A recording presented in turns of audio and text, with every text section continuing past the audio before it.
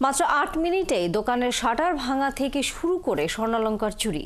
সম্প্রতি সীমান্ত সম্ভার শপিং সেন্টারে চুরির ঘটনায় চুরির সাথে জড়িত সন্দেহে ৩ জনকে গ্রেফতার করেছে ডিবি পুলিশ। সিসিটিভি ফুটেজ পর্যালোচনা করে ২ জনকে শনাক্ত করা হয়। সেই সাথে চুরি যাওয়া স্বর্ণের মধ্যে ৫০ ভরি স্বর্ণ সহ ৩ জনকে গ্রেফতার করেছে ডিবি।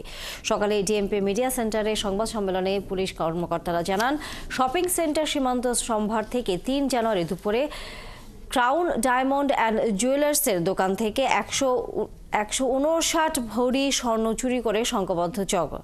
মহিম মিজানের প্রতিবেদন। দিনটি ৩ জানুয়ারি শুক্রবার বেলা ১টা। রাজধানীর সীমান্ত সম্ভারের সিসিটিভি ফুটেজে দেখা যায়, জুমা নামাজের সময় ৫ জনের একটি চোর চক্রের সদস্যরা ক্রাউন ডায়মন্ড অ্যান্ড জুয়েলার্সের শাটারের ঠিক সামনে দাঁড়িয়ে, আরেকজন কিছুটা দূরে এবং একজন ক্যামেরার পেছনে। ৩ জন শাটারের তালা ভাঙতে গায়ের চাদর ব্যবহার করে। এদের একজন চাদর দিয়ে দোকানের তালা আড়াল করে, আরেকজন শক্ত বস্তু দিয়ে তালাটা ভাঙে। এরপর সিসি ক্যামেরার পেছনে থাকা একজন দোকানের ভেতরে প্রবেশ করে। বাকিরা সাধারণ মানুষকে বিভ্রান্তিতে ফেলানোর জন্য খানিকটা দূরে সরে যায়। এরপরই ১৫৯ ভরি স্বর্ণ নিয়ে যায় বলে জানিয়েছেন দোকান মালিক।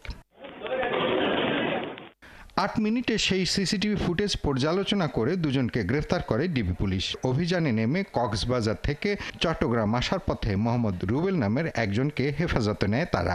তার স্বীকারোক্তির ভিত্তিতে কুমিল্লার দেবিদ্বার বাজার সংলগ্ন নিউ মার্কেট এলাকা থেকে শফিক ওরফে সোহেলকে আটক করে ডিবি। সীমান্ত সম্ভারের যে ঘটনাটি, এই ঘটনার সাথে প্রাথমিকভাবে আমাদের কাছে প্রতীয়মান হয়েছে ৮ থেকে ৯ জনের সম্পৃক্ততা আছে এবং তাদের স্বীকারোক্তি মূলে আমরা ম্যাক্সিমাম সবারই আমরা আইডেন্টিফাই করতে পেরেছি।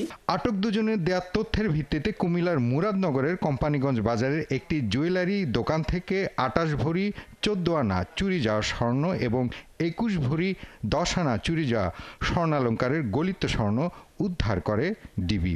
যারা গ্রেপ্তার হয়েছে ইতোপূর্বে আমাদের কাছে পর্যন্ত যে ডেটাবেস, সেই ডেটাবেস থেকে আমরা যেটা পেয়েছি যে একজনের বিরুদ্ধে ১৩টি মামলা, আরেকজনের বিরুদ্ধে ৯টি মামলা আছে। অর্থাৎ এরা বিভিন্ন স্থানে সোনার দোকান চুরি এবং মোবাইলের দোকান চুরির ঘটনায় ইতোপূর্বে জেলে গিয়েছে, ধরা পড়েছে, গ্রেপ্তার হয়েছে। এ ধরনের তথ্য প্রাথমিকভাবে বেরিয়ে এসেছে। এই ঘটনায় আরও ৮ থেকে ৯ জন জড়িত বলে ধারণা করছে ডিবি পুলিশ। তাদের সবাইকে আইনের আওতায় আনতে কাজ করছেন গোয়েন্দা কর্মকর্তারা।